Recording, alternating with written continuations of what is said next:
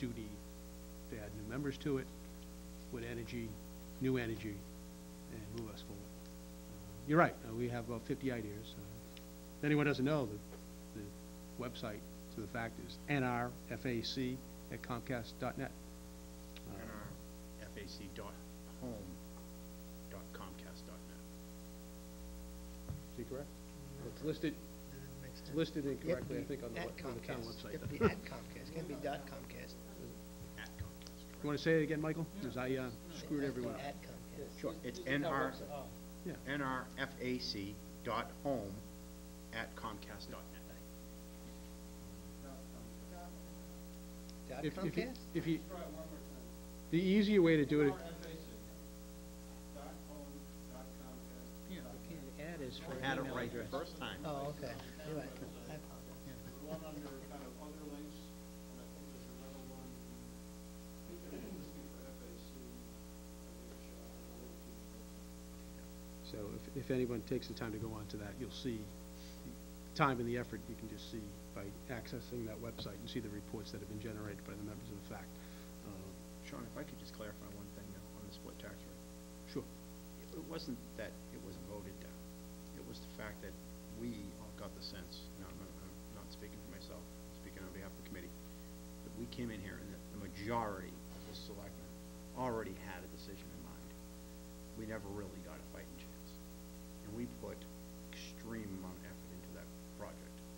That it would at least been, in our mind, give us a chance to sit with us across the table. We didn't have to do it here. We could have had another forum where we maybe had a subcommittee to look into it a little bit.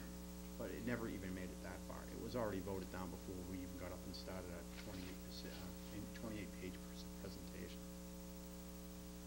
So that's the sense. That's why I think we really, a lot of motivation was taken away from us that night. I think, Michael, first of all, it was my idea in creating Fiscal Advisory Committee, and I'm a strong supporter of it. I do respect the efforts that the members put in. I think that there's been some miscommunication, misunderstanding of a few things. We want to go back to the evening of the dual tax rate, right? The tax rate had to be set in that time frame. So what you proposed or what you wish to happen would have happened a month or two before. The board was obligated to make that decision. We have to set the tax rate in that time frame. We have no choice. So that's a lack of understanding or communication across the board of timing associated with it. And maybe, so I think that, if people felt they got shot down because they didn't have an opportunity to negotiate the issue, then there's a lack of understanding on that side, and perhaps that's our fault, associated with explaining and understanding what the overall process is and what had to happen in that time frame. I think that a lot of the things that have been brought to the table, right, have been considered, and in fact motions have taken place in a whole series of areas to save some money. And unfortunately, the wheels of government don't turn over instantly like a lot of us, including myself, would like to see happen. And we're restricted by, in the form of collective bargaining to deal with the process that way. The insurance issues, they haven't been thrown away. They've been actively pursued. As you heard even this evening, associated with trying to get some legislative relief to the collective bargaining issue. And as it is, we've taken steps to change the program going into next year. I would like to see the committee proceed, continue, hopefully to find some new membership and maybe find a better way. I'll take full responsibility to try to improve the communication and perhaps deal with one subject at a time, bring it to the board on a more regular basis for discussion. And perhaps vet that even before it's brought to the board, so that something that's totally going to be rejected for legitimate reasons isn't brought up in a public forum where they feel their decisions have been made before they had the opportunity to present it. That would be appreciated. So perhaps Sean and I and you could get together and see if we could determine whether or not the existing committee wants to move forward or not. But I would like to see it continue. I think it's had an influence on things that have been done, things that need to be done.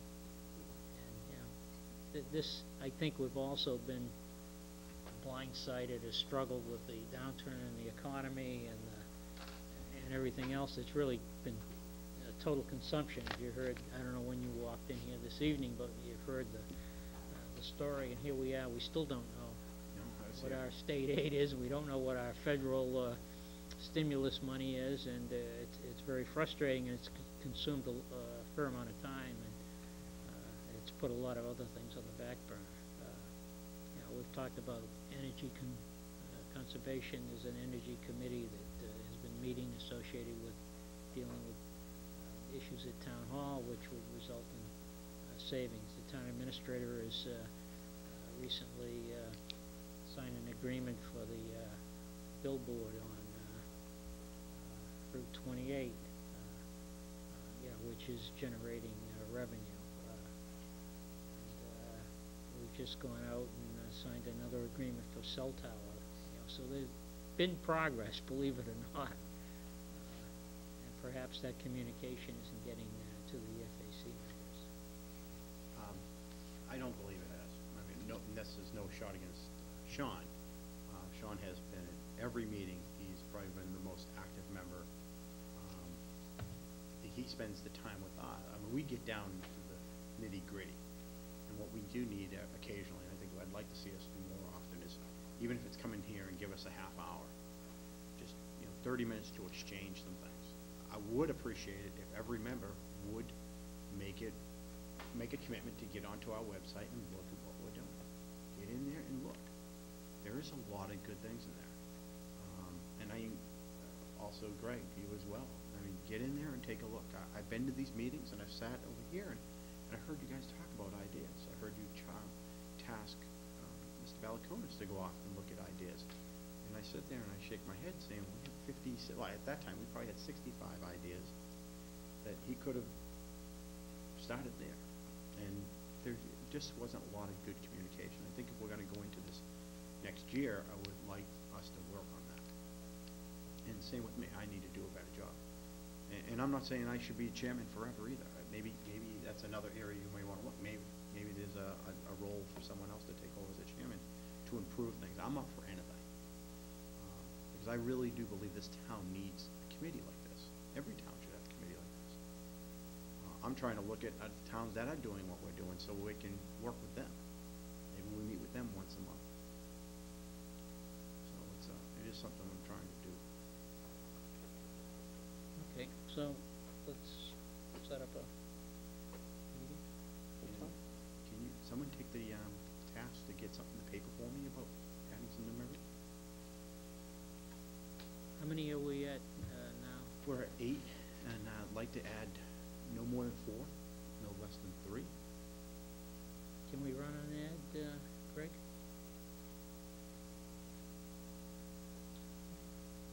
Okay, and there's typically we wait 30 days. Yep. Before we. Ask a couple questions. With the FAC, you said you had about 50 ideas out there, correct? In going forward and looking at it in a positive light, in going forward, how, by getting what you said, looking for about 4 members, 3 members, do you think that will rejuvenate the group to come up with additional ideas? I mean, can we see, is that 100 ideas? We had a lot. Yeah. We did have a lot of ideas, and some of them were pretty crazy.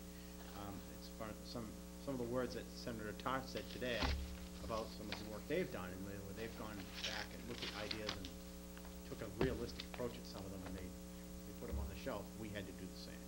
We went through that same process. And now I think we have some pretty good ideas. Not super radical, but some are a little radical. But I think in this day and age, you have to be a little bit out of the box. Well, you mentioned about coming forward and being given 30 minutes to share an idea. Or just exchange.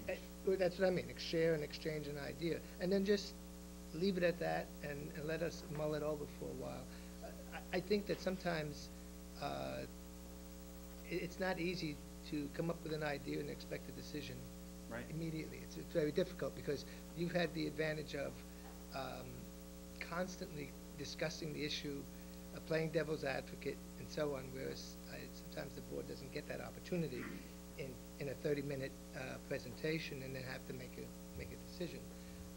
But if you're able to come forward at times with an idea, just to share, hey, this is what we're doing. Right. Okay? That's why I said 30 minutes. One bullet thing or That's it. two ideas and so on, and just want to pass that on to you, then that gets us to talking and